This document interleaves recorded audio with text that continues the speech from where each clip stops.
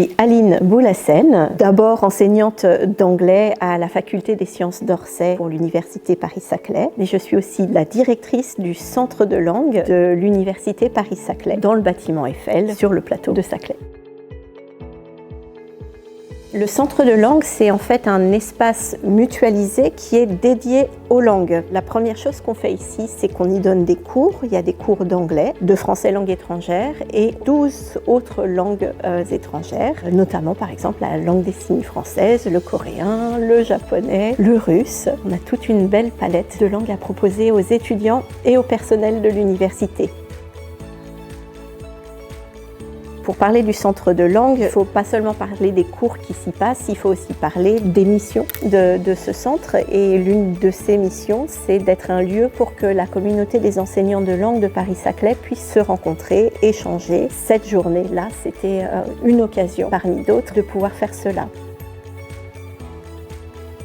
Effectivement, on a utilisé l'IA aujourd'hui. Il y a des ateliers où on a fait des démonstrations. L'IA a été utilisée aussi pour l'interprétation de cet événement. C'était un événement multilingue avec des intervenants en allemand, en espagnol, en anglais et en français. Et donc ça a été l'occasion de voir ce que proposaient les interprètes IA. Did you adapt to reading subtitles? Les ateliers, c'est intéressant pour les enseignants parce que ça nous permet d'être en plus petits groupes et puis de pratiquer. Les collègues ont pu vraiment poser des questions, travailler ensemble. C'est un format qui est un petit peu plus dynamique qu'une conférence. Copias el texto y el prompt con tus datos.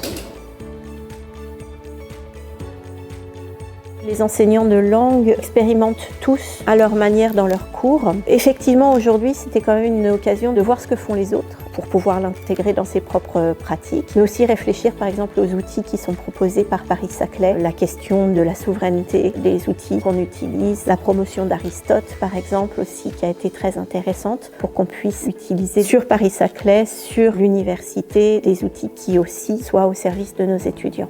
C'est vraiment passionnant de pouvoir voir ce que font les autres enseignants, de voir les questions qui se posent, d'avoir une réflexion commune. On est souvent assez seul quand on est enseignant, on prépare ses cours dans son coin. Et donc c'est vrai que des journées comme ça permet de réfléchir ensemble, de partager et puis du coup de se former, de progresser.